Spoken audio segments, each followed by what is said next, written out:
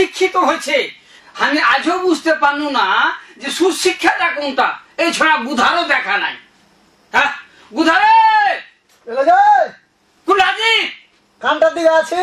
এই শুনতে পারি শুনতো কি আছে জি? আমার মনে শান্তি নাই। কেনে? শহীদের দু ভাই মিলে ঝগড়া করছিল। আচ্ছা, দুই ভাই ফের লেখাপড়া জানে, এটা কেমন শিক্ষিত? হ্যাঁ কেন শিক্ষিত হলো তো ঝগড়ার সাথে সাথ কি হলো? এই শিক্ষিত মানুষকে দ্বারা কেন ঝগড়াঝাটি হবে? এখন দেখছি যে মানুষ শিক্ষিত, ভালো কথা, ভালো কথা। মানুষ আগের থেকে মেলা সুখে খাইছে, চাকরি বাকরি করছে, শুনে ভালো লাগছে। এই বলে কাজ জায়গা জমিলে গন্ডগোল, ভাই বহিনে গন্ডগোল, বাপ বেটাদের গন্ডগোল।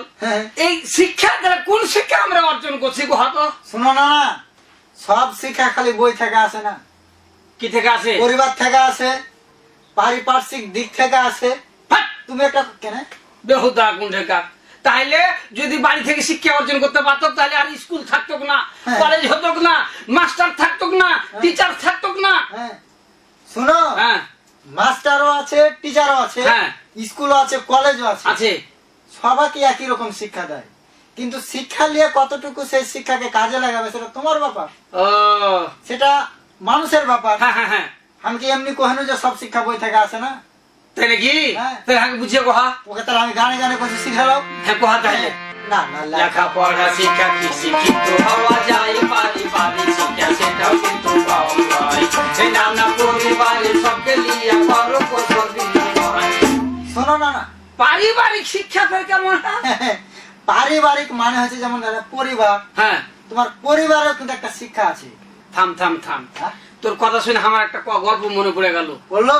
হ্যাঁ, এক ছোট ছেলের আচরণ দেখে বলছে এক পণ্ডিত মানুষ, জ্ঞানী মানুষ, এই তোমার বাবার নাম কি? তোমার বাপ মা তোমাকে শিখায়নি কিভাবে ভদ্রলোকের সাথে আচরণ করতে হয়, কাকে সালাম দিতে হয়? ভুল করলে সে কথা শুনছে কেটা? বাপ মা। শোনো না, তাহলে বুঝতে পারলো যে পরিবার থেকে কিছু শিক্ষা আছে, যে শিক্ষাটা সবসময় কাজে লাগে। তাই তো বলছি, তুমি বইয়ে পড়নি একটা কথা, যে আমাকে একটা শিক্ষিত মা দাও, আমি তোমাকে একটা শিক্ষিত জাতি দিব। তাই তোকে একটা উদাহরণ দিই। কারোর দেখছি ছেলে পিলে আমাকে চাকরি করছে, ওর বাপ মা ওই ধরছে খালি ছেলে পিলার সাথে কেমন যেন একটা এইভাবে চলছে। আর একটা সাধারণ মানুষ উফের ভালো কিছু লেখাপড়া জানে না, উফের ছেলে পিলে গেলে কত সুখে আছে, প্রজাপতি তার সুনাম কত লোক করছে। ছেলেটা আসলে একটা মানুষ। বাপটা গরিব হইলে ছেলেটা সৎ, ছেলেটা সৎ, কারণ ওর বাপ মা বুঝে দিয়েছে যে এটা করলে খারাপ, পাপ হতে পারে, এই দিকে একটু চলাফেরা করে। বেশি শিক্ষা লাভ করলে যে শিক্ষিত তা লয় না। শিক্ষাটাকে তুমি যদি সঠিক পথে লাগাও তাহলে তোমার শিক্ষা। মানে নিজেকে আদর্শবান হতে হবে, একটা আদর্শ সন্তান তৈরি করতে হবে, একটা আদর্শ দেশ গড়ে তুলতে পারবে। তাহলে আমরা শান্তিতে থাকবো, দেশের মানুষও শান্তিতে থাকবে, বিশ্বের কাছে আমরা একটা সুনাম অর্জন করবো। তাহলে চল, আর দেরি করিস না, চল হাঁটো।